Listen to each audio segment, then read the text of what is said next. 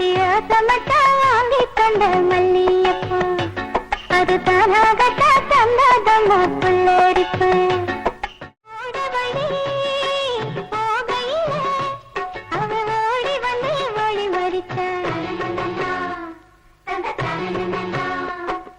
கூட வந்து குசும்பு பண்ணி இல்ல தீலையத்தான் குடிக்கிழத்தா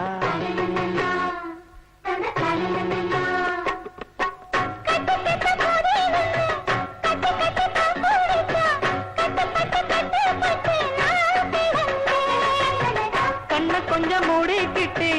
உம்மடியில் சாந்துக்கிட்டே ரெக்க கட்டி நான்